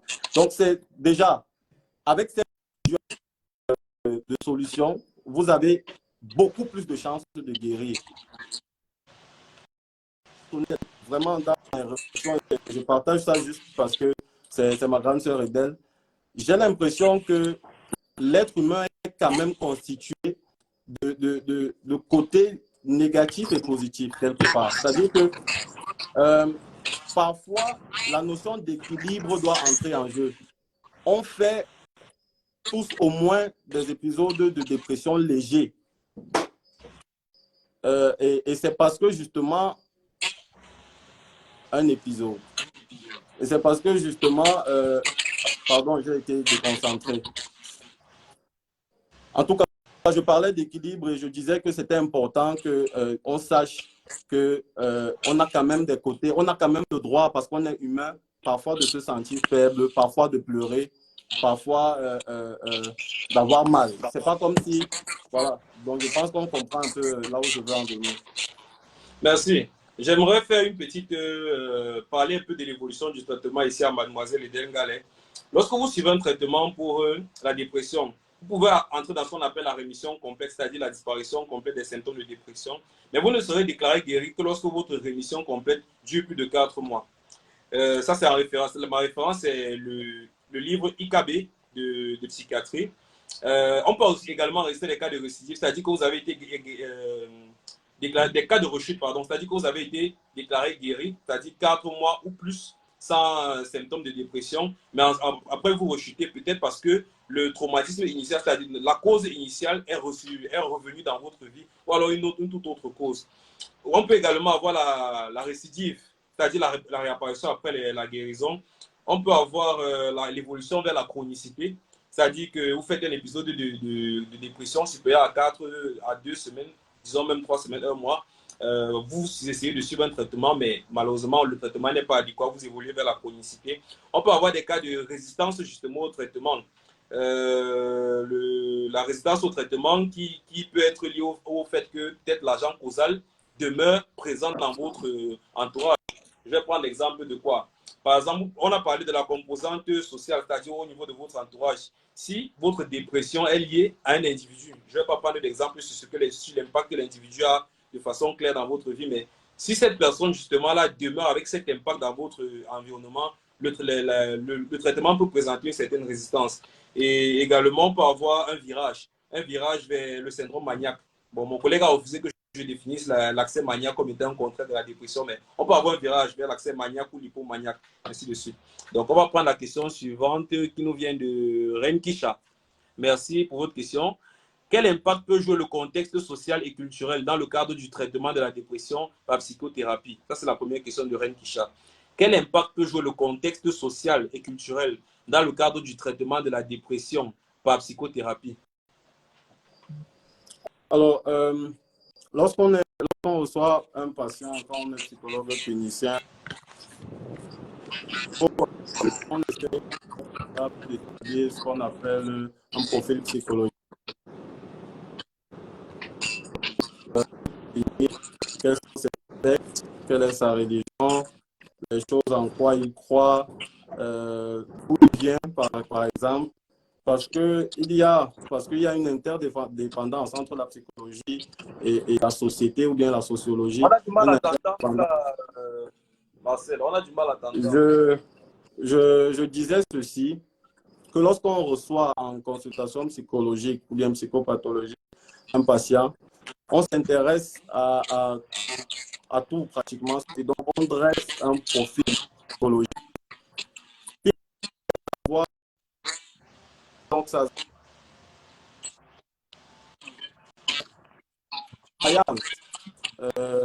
les choses en quoi ils croient, les affects et tout. Et donc, quand elle demande quels sont les impacts dans les psychothérapies, on peut utiliser justement dans cette thérapie-là les croyances du patient pour l'accompagner vers où sortir. On a vraiment du mal, on ne t'entend, mais alors vraiment pas. C'est beaucoup de parasites. On a vraiment du mal. Oui, je Allô? les entends aussi de l'autre côté. Je les entends aussi Bon, de l'autre côté. je Je ne sais pas, je vais essayer de m'inviter en espérant que ce soit ça le problème. Essaye de reprendre la réponse, s'il te plaît. Donc, j'étais en train de dire que lorsqu'on reçoit en consultation psychopathologique un patient, on fait une sorte déjà de diagnostic et puis on fait ça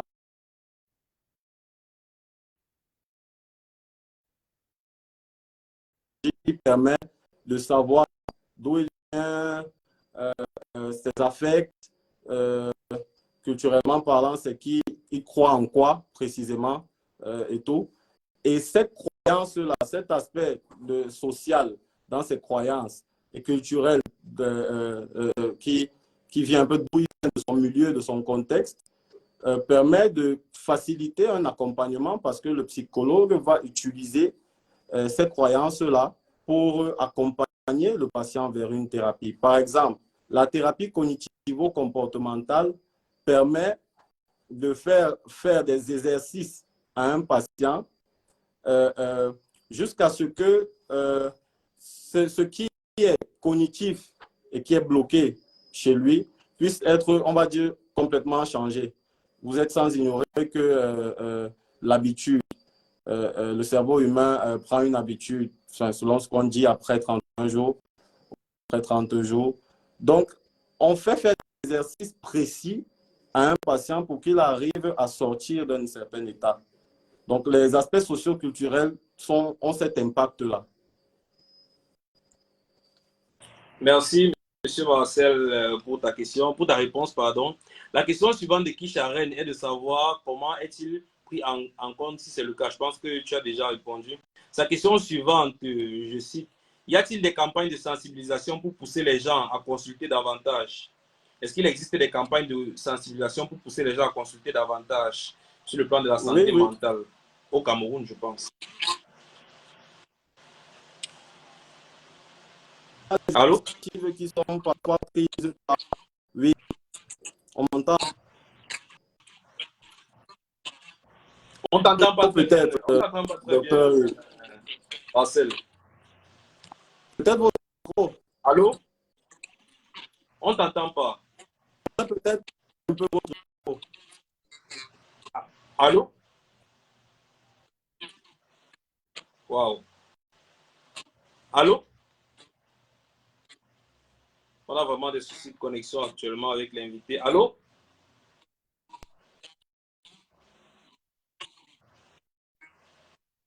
Non, là c'est pas lié à mon micro, ça. La vidéo bug un peu de ton côté. Donc, elle demandait s'il y a des campagnes de sensibilisation qui existent. Moi, je faisais juste une précision, notamment au Cameroun. Ah, ok, oui. Et je disais, si on m'entend déjà, qu'il y a des campagnes de sensibilisation qui sont généralement faites par des associations, par des individus, parce que, par exemple, l'association Action sociale, qui est une association de psychologues qui fait dans les universités pour proposer à des psychologues et à des non-psychologues parfois d'assister à des formations qui leur donnent des renseignements. Il y a des types d'associations sur le terrain exercer le métier de la santé mentale, donc montrer aux autres que voilà, ça existe. Par exemple, l'association La Maison de l'Espoir, qui est l'association que j'ai fondée, qui travaille avec les orphelinats pour le soutien psychosocial des orphelins. C'est-à-dire que l'idée, c'est on ne va pas dans un orphelinat juste pour offrir à manger ou à boire ou des habits. On peut aussi s'interroger sur l'avenir de cet enfant.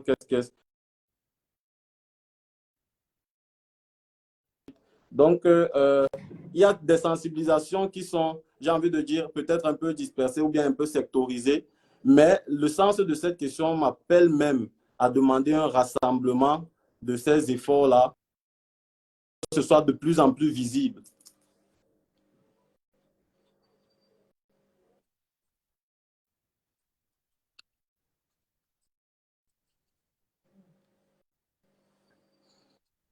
J'ai un problème avec votre Ah, micro. Je d'accord, n'ai pas désolé, entendu ce que vous avez dit. j'étais muté. Je disais qu'on va prendre la question de Patricia Malaika.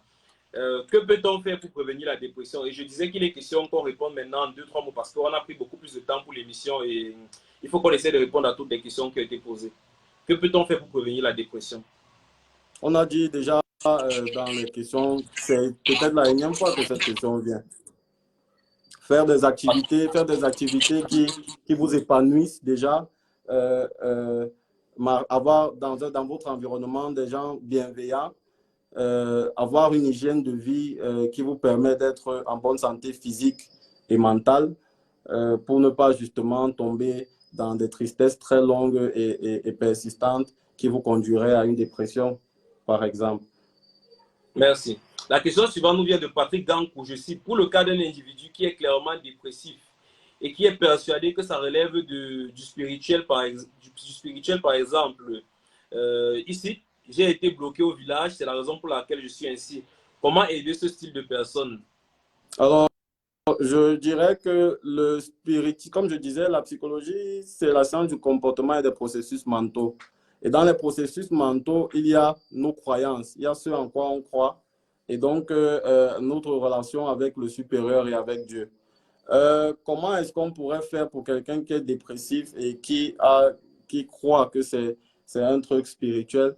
Eh bien, dans des psychothérapies, par exemple, humanistes, ce que Carl Rogers prônait, c'est d'être tout simplement proche de cette personne, de continuer à travers des entretiens cliniques à appréhender tout son univers et à partir de là, de trouver des exercices intéressant pour pouvoir changer la donne de la dépression. Il y a des gens, par exemple, qui sont heureux de savoir que Jésus a fait un miracle pour eux, par exemple. Ça les détend, vous voyez ce que je veux dire? Donc, il faut entrer dans la singularité du patient pour vraiment labourer et puis trouver avec la personne la solution à son propre problème. Merci beaucoup. La question suivante nous vient d'Andrea Corrette Elvira. Je cite, étant donné que les personnes rencontrent des épisodes dépressifs, étant donné que les personnes qui rencontrent des personnes rencontrant des épisodes dépressifs n'ont pas toujours conscience de leur situation, comment les amener à comprendre et surtout accepter qu'ils souffrent d'une pathologie, notamment pour entamer un processus curatif? Alors ça, c'est une très bonne question. C'est une très bonne question parce que la psychologie se heurte encore à des croyances qui, vraiment aussi encore particulièrement au Cameroun, il y a des croyances qui estiment que c'est la maladie des Blancs, par exemple. Ces personnes-là, ça devient très compliqué de leur faire, par exemple, admettre que votre fille fait une crise d'histrionie. L'histrionie qui est un trouble d'humeur caractérisé par un besoin d'attention manifeste, caractérisé par des crises aussi, des crises anxieuses et des crises qui peuvent s'apparenter à de la schizophrénie. Mais vous allez dire ça à un parent et il vous dira que son enfant est possédé.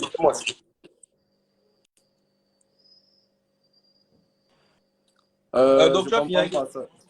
J'aimerais juste connecter mon appareil qui est vraiment déchargé pour qu'on puisse continuer. Oui, C'est bon pour... le live est en train de prendre, le live est en train de prendre un certain temps, je m'en rends compte.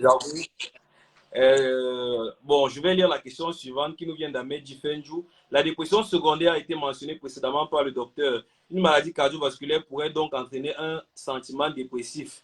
Pour le lien maladie cardiovasculaire et dépression, ça marche aussi dans ce sens. Ah d'accord, c'était juste un apport. On va prendre la question suivante qui nous vient d'Andrea Corrette Elvira. Est-ce qu'un bébé peut développer des épisodes dépressifs pouvant influer sur sa croissance et sa vie jusqu'à l'âge adulte? Wow. Merci Andrea. Est-ce qu'un bébé peut développer? Alors déjà, il faudrait très facilement qu'on se dise que on remarque des comportements, enfin, on remarque les symptômes, on peut noter les symptômes de dépression à partir, enfin, maintenant, oui, vous parlez d'enfants, mais pas bébé. Parler d'enfants, ce serait, oui, par exemple, il y a des enfants qui peuvent être particulièrement dépressifs lorsqu'ils sont jeunes. Je parle de la jeune enfance. Mais les bébés, compliqué parce que déjà, il faudrait voir sur les aspects chromosomiques et puis au niveau de l'observation des comportements et des symptômes, on ne pourrait pas quand ils sont bébés. D'accord. Merci pour ta réponse, monsieur Ibanda. La question suivante est d'Andrea Corita Elvira toujours. Quelle est l'incidence de la dépression du postpartum? Quelle est l'incidence de la dépression postpartum sur le bébé? Alors, il y a des concepts psychologiques qui sont, par exemple, apportés par John Bowlby de la psychologie de l'enfance, qui parle de la relation mère-enfant, la relation mère-fils ou bien mère-fille. Cette relation a vraiment été codifiée à des particularités, si bien que, par exemple, pour le psychologue de l'enfant, le concept de la succion, donc cet acte, j'ai même envie de dire cet instant où le bébé est allaité par sa mère, ce concept de la succion est défini comme étant un moment de transfert émotionnel de la mère à l'enfant. Et maintenant, lorsque la maman ressent des émotions négatives, vous allez remarquer, et ce sont des remarques qui ont été faites même déjà, vous avez des bébés, de manière naturelle, lorsqu'ils sont en train de téter, tendent les doigts, arrêtent les doigts de leur maman, ainsi de suite, comme tout naturel, comme vraiment déstressé. Et il y a des observations, il y a des travaux qui ont montré que lorsque la maman a subi des violences ou bien des trucs, lorsqu'elle est vraiment dépressive, cet état d'esprit se transmet à travers cette connexion qui était déjà à la base embryonnaire lors de la grossesse et qui continue à travers le contact des mamelles. Merci beaucoup pour ta réponse assez claire. Andrea Corita revient avec une dernière question. La dépression est-elle une pathologie contagieuse? On aurait différentes approches pour répondre à ça dans la famille même des psychologues, parce que les psychologues sociaux vous diront que l'individu est dans la société, mais ce sont des individus qui forment la société. En d'autres termes, un individu pourrait effectivement influencer un ensemble de choses chez un autre qui peuvent l'amener à déprimer aussi. Souvenez-vous qu'on disait que dans les symptômes au niveau de l'humeur, de la dépression, il y a cet aspect du désespoir. La personne déprimée est généralement désespérée, n'a plus envie de vivre.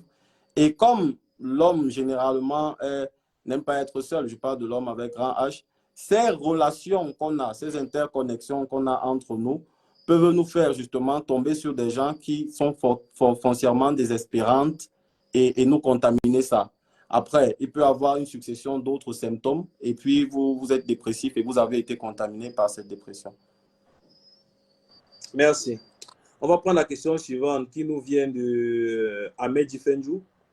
Il me semblerait que vous considériez le sentiment dépressif qu'à pour une période ponctuelle comme les menstruations, au même titre que la dépression, trouble mental à part entière. J'aimerais dire ici à M. Difenjou que, en fait, les personnes, la dépression, on a défini, on a donné les symptômes et on a dit qu'il s'étendait sur plus de 14, sur plus de 2 semaines. Quelqu'un peut présenter un syndrome dépressif, c'est-à-dire cet ensemble de signes de dépression pendant la période menstruelle, et ce à répétition, c'est-à-dire que chaque fois que la personne a ses menstruations, elle présente ces symptômes-là. Donc, lorsque c'est déjà à répétition, on va justement parler de dépression de période menstruelle. Donc, ce n'est pas la période menstruelle qui va durer plus de 14 jours, comme dans la définition initiale, mais c'est cette répétition-là. Et bon, monsieur Ebanda, je te laisse le soin d'apporter des aspects un peu plus pointilleux à cela. Est-ce que la dépression post-menstruelle est considérée au même titre que la dépression simple? C'est ça, c'était ça la question. Est-ce que la dépression menstruelle, par exemple, pendant la période menstruelle, nous savons que c'est souvent 3 à 5 jours. Est-ce que c'est considéré comme une dépression à part entière? Alors, on a surtout dit que pour être diagnostiqué dépressif, il faut faire des épisodes. Donc, beaucoup d'épisodes dépressifs. Et sur une longue période, M. Valérie Pouna disait tout à l'heure que c'est au niveau de la périodicité, de la durée de vos épisodes. Donc, pendant que vous avez vos menstrues et que voilà, ça vous plonge dans un état de tristesse prolongé, vous faites un épisode dépressif. Maintenant, si plus loin, cet épisode continue à se manifester et que, comme je le disais tout à l'heure, ça en devient invalidant au niveau de vos performances académiques, scolaires ou bien professionnelles, dans ce cas, vous êtes vraiment en train de faire une dépression. Sinon, ce n'est qu'une dépression épisodique, donc un épisode dépressif. Merci beaucoup. La question suivante nous vient de Joseph Maï. Je cite, concernant le burn-out, comment se manifeste-t-il? Ou sinon, comment on sait qu'on est en train d'en faire un? Alors, le burn-out, dans sa définition, enfin, même l'expression est définie, c'est comme quelque chose qui a cramé, c'est-à-dire que nous disions tout à l'heure que c'était une déclinaison de la dépression et dans sa forme la plus violente. Pourquoi?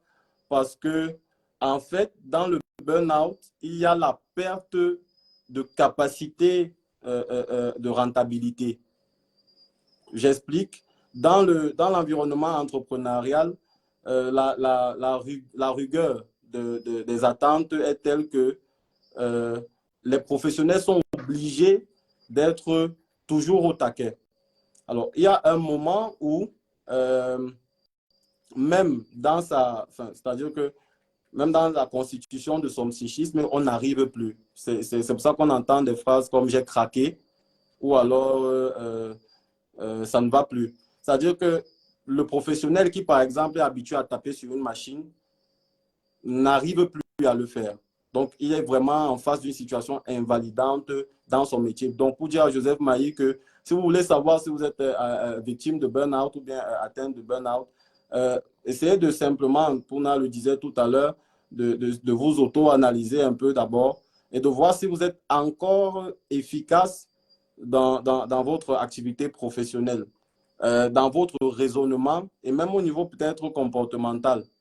Dans ce cas-là, vous pourrez commencer à avoir des pistes pour le burn-out. Merci. La question suivante nous vient de Barbara Onguine et je cite, bonsoir, en dehors du sport, pouvez-vous citer quelques exemples d'antidépresseurs naturels? Africain que je suis, je parlerai par exemple des tisanes. Je parlerai par exemple des exercices, quelqu'un disait tout à l'heure, de méditation. Certains sexologues diraient même que le sexe est une activité antidépressive. Alors moi je dirais globalement, Madame Barbara Onguine, de privilégier ce qu'on appelle les moments de qualité, c'est-à-dire des moments que vous aimez, des activités qui vous plaisent. Malheureusement, lorsque j'ai fait le cours sur les démences en 5e année avec le docteur Yebjo, que je salue par la même occasion, il nous parlait de la consommation modérée d'alcool comme un facteur préventif des démences. Pas vraiment l'alcool en soi, mais parce que généralement les gens vont boire de l'alcool autour d'une certaine communauté, c'est-à-dire avec 2-3 personnes. Et le fait de parler, d'échanger, ça prévient justement ces maladies mentales-là. Donc, privilégiez les moments de qualité et ça pourrait vous être utile. On va prendre la question suivante de Monsieur Antoine Boyogino. Je cite, pour que la science soit assimilée, elle se doit d'être bien dispensée. Merci à tous pour la présentation. Ah, d'accord, c'était l'appréciation. Merci. On va prendre, je pense que c'est terminé. Je suis surpris parce que j'avais l'impression qu'on n'allait plus terminer. Donc, merci à vous d'avoir été nombreux, à vous connecter ce soir, d'avoir été interactifs. Je n'ai jamais fait un mardi médical qui allait à plus d'une heure 5 minutes. Donc, je trouve ça veut dire que la santé mentale, c'est vraiment un problème majeur sur lequel on doit s'appesantir, sur lequel on doit vraiment mettre l'accent. Malheureusement, je n'ai pas de connaissances pointilleuses dans la matière. J'invite mon collègue à me proposer à l'avenir des thèmes de santé mentale qui pourront nous intéresser. Et je l'invite par la même occasion, après le live, à mettre quelques adresses de psychologues en commentaire. Sinon, son contact à lui pour essayer d'accompagner certaines personnes qui auraient besoin d'un suivi. Donc, pour les personnes qui sont nouvelles sur la page, je vous invite à vous abonner. C'est tous les mardis à 20h que nous avons un nouveau thème que nous abordons sur différents aspects de la santé. Je vous remercie d'avoir été connecté ce soir. Je remercie à M. Marcel Ebanda, qui normalement était programmé pour mardi prochain, mais en raison d'un contretemps avec l'invité de ce soir, a voulu nous faire part de son temps et de sa science, de sa connexion Internet et tout, de son énergie pour nous donner, partager avec nous ses savoirs. Donc, je le remercie infiniment. Je vais lui passer la parole. Il va dire un petit mot de fin et ensuite, nous allons clore l'émission. Tu as la parole, cher collègue. Merci beaucoup. Merci pour cette initiative. Je te dis merci parce que c'est bien pour nous autres de nous rendre compte que l'enfant du pauvre Camerounais a quand même un peu fréquenté ou bien peut aller un peu plus loin dans les études. C'est pour dire que au Cameroun, il n'y a pas que des gens qui marchent la tête à l'envers. Il y a quand même des gens qui pensent que l'éducation, ça a quelque chose de bon. Je ne suis pas encore psychologue clinicien parce que je n'ai pas encore soutenu. Je suis en contrat avec quelques établissements parce que c'est un projet personnel initié par moi et par mon association de vraiment porter la santé mentale dans son zénith parce que il y a des problèmes. Nous avons des problèmes. La jeunesse camerounaise a des problèmes. Et donc, vraiment, je salue cette initiative. Je pourrais revenir, docteur Pouna, si vous me permettez, lorsque vous aurez des thèmes et que vous aurez peut-être besoin d'un regard psychologique sur celui-là. Et je dis merci à ceux qui ont suivi et qui ont posé des questions. Humblement, pardon si certaines informations n'ont pas semblé complètes. Nous sommes en perpétuelle formation, c'est ça la science. Merci beaucoup, chers collègues. Donc, on se dit à mardi prochain. Les nouveaux, comme on s'est dit, abonnez-vous à la page et soyez présents mardi prochain pour une nouvelle édition du Mardi Médical. Bonne soirée à vous.